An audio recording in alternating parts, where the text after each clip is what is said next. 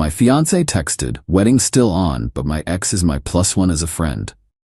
I replied, "No problem." Then I texted in the group chat, "The wedding is off," and eloped with her cousin who'd always supported me. The group chat exploded when we posted the photos. I, 30 male, was sitting at work when I got the text from my fiancée Cassandra, 28. Wedding was in 3 weeks, everything paid for, 150 guests confirmed.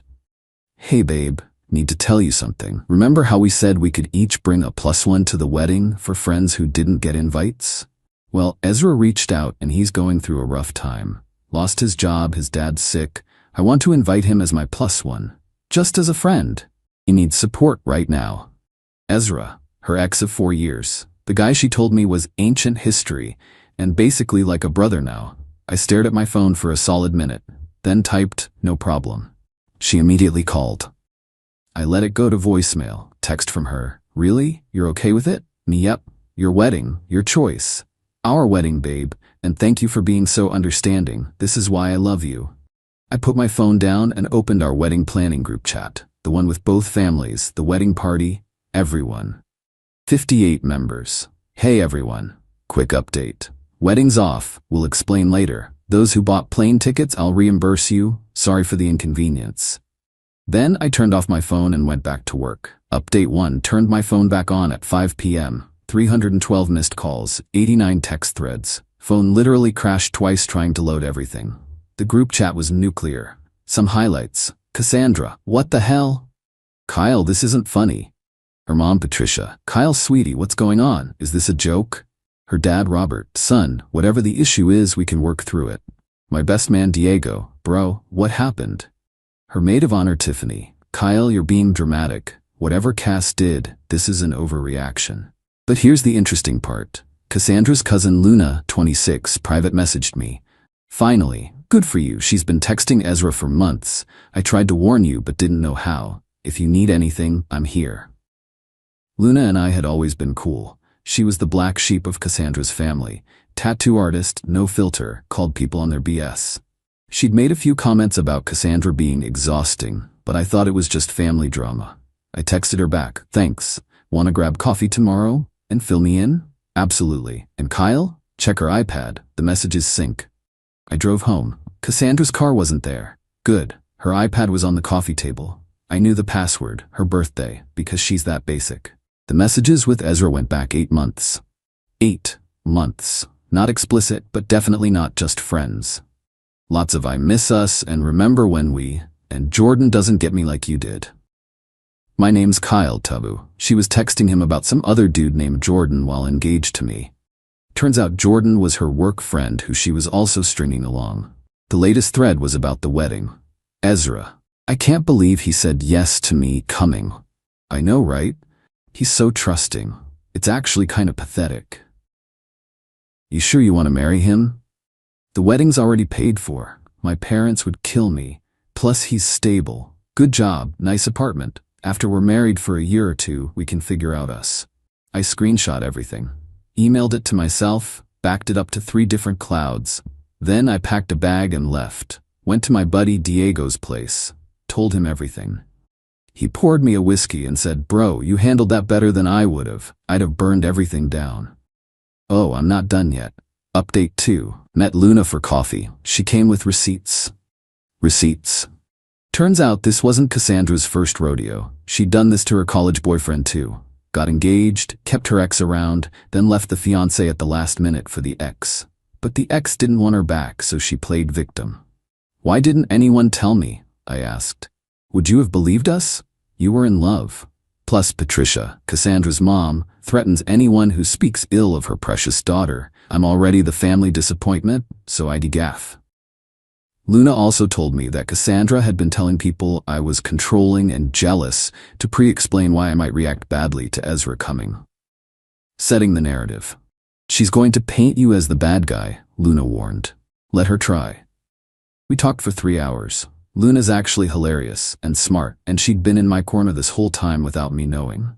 She showed me texts where she defended me to the family when Cassandra complained about stupid stuff. That afternoon, Cassandra's mom called me. Finally answered. "Kyle, sweetheart, Cassie explained everything. This Ezra situation is just a misunderstanding. You're really gonna throw away 3 years over jealousy?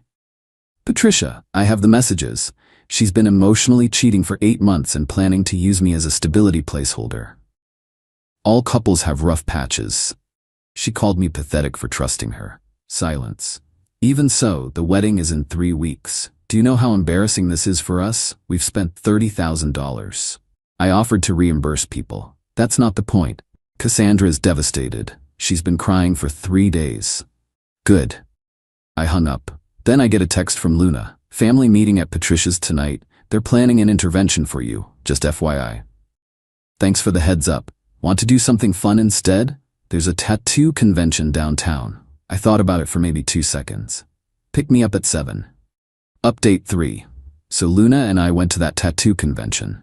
Had an amazing time. She introduced me to all these artists. We got matching tiny paper airplane tattoos. Spontaneous, I know. And just talked for hours. No drama, no games, just real conversation. She told me about her art, her struggles with the family, her dreams of opening her own studio.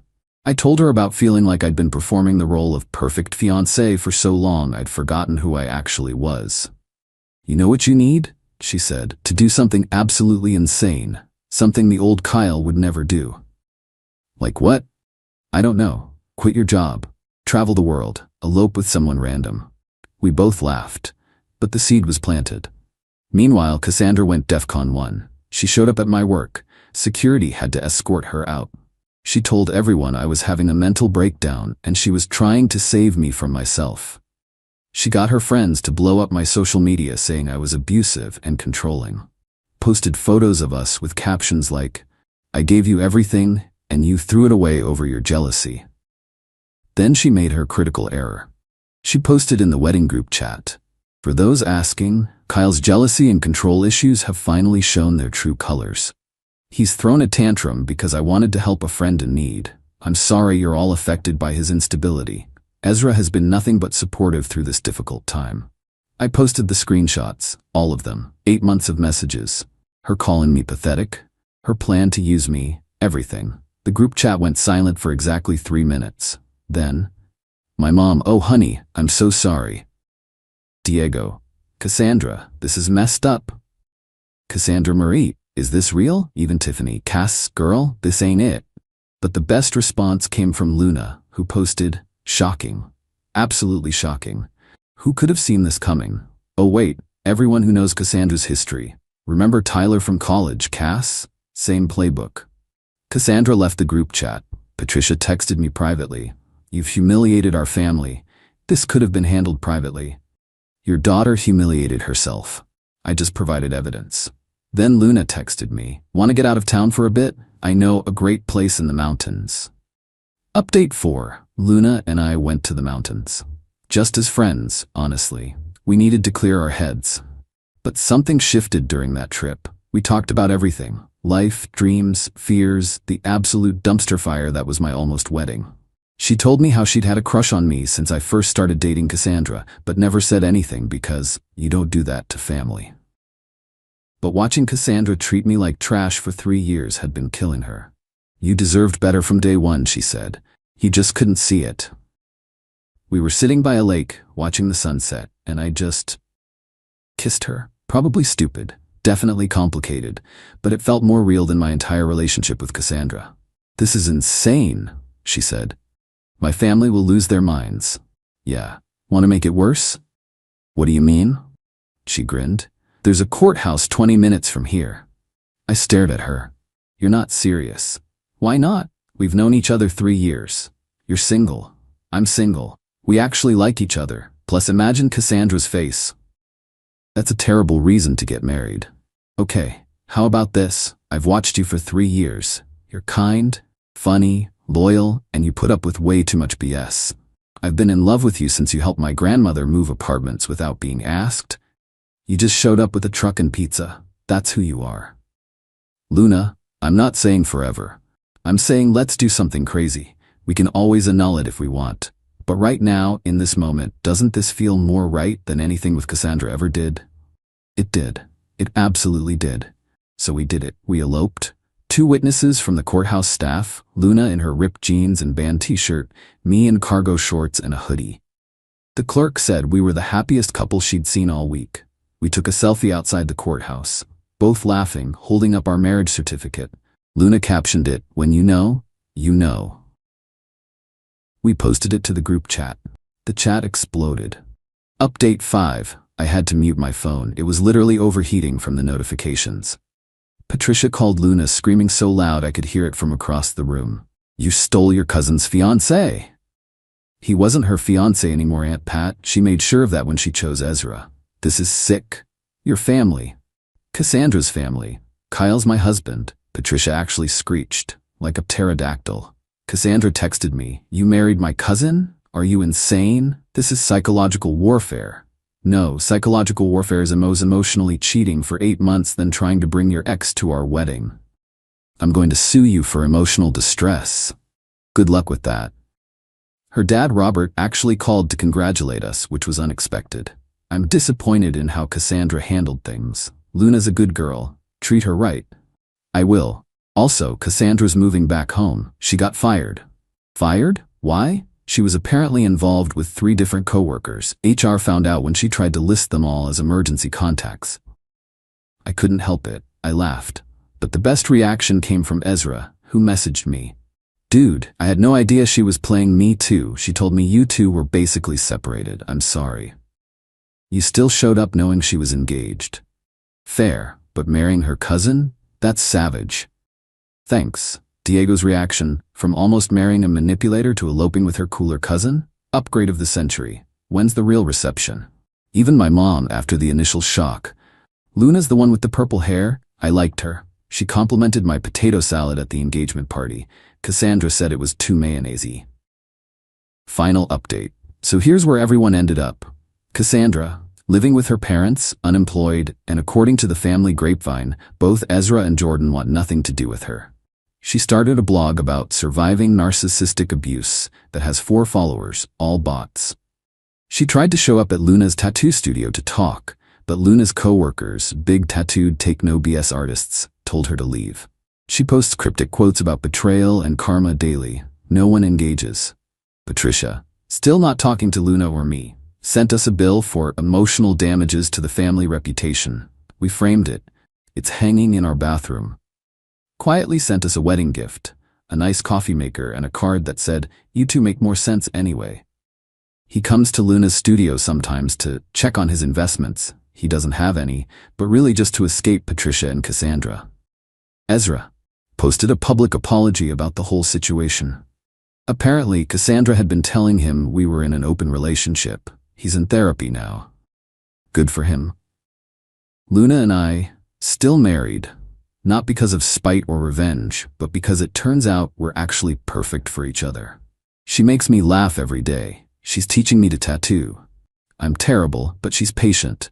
I'm helping her with the business side of opening her own studio. We moved into a new apartment together, decorated with her art and my book collection. It works. We had a small reception last week, just close friends and the family members still talking to us. Diego gave a speech about how this was the most Kyle thing ever, turning a disaster into something beautiful. Luna's speech was just, "Thanks for choosing chaos with me." My former wedding venue? We couldn't get the full deposit back, so we turned it into a charity event for a local art program Luna volunteers with. Raised $15. Cassandra found out and posted about how we stole her special day for attention. The charity publicly thanked us and tagged her. She deleted the post. The wedding group chat still exists. It's now mostly memes and people sharing life updates. Cassandra and Patricia left. No one noticed for 2 weeks. Last week, Luna and I went to get couples tattoos, not each other's names because we're not idiots, but matching adventure coordinates for that mountain courthouse. The artist asked our story. When we told him, he gave us a discount and said, "This is the best revenge story I've ever heard, and I've tattooed a lot of divorce parties." It wasn't revenge, though. Not really. It was just choosing happiness over performance, choosing real over fake, choosing someone who had my back over someone who stabbed it. Cassandra texted me yesterday from a new number. "I hope you're happy." I replied, "I am actually. Thanks for setting me free." Then I blocked the number and went back to watching Luna work on a sick dragon design for her client. She looked up, winked at me and said, "No regrets? Only one." What? Not seeing what was right in front of me sooner. She threw a paper towel at me. Cheesy. You love it. Yeah, I do. And that's it. No dramatic finale, no big confrontation, just life moving forward with someone who actually wants to be there. Someone who shows up with pizza when you need help. Someone who defends you when you're not in the room. Someone real. Thanks for following this absolutely insane journey, Reddit. Remember, when someone shows you who they are, believe them. And when someone shows you who they've always been, marry them in a mountain courthouse wearing cargo shorts. Edit. Since everyone's asking, yes, we're staying married. No, Luna's not pregnant. That's literally always the first assumption. Yes, her family is still mad, but warming up. No, we don't regret anything. Edit 2. Cassandra apparently found this post. She's threatening legal action for defamation. My lawyer, yes I have one now, laughed for a solid minute. Truth is an absolute defense, Cass.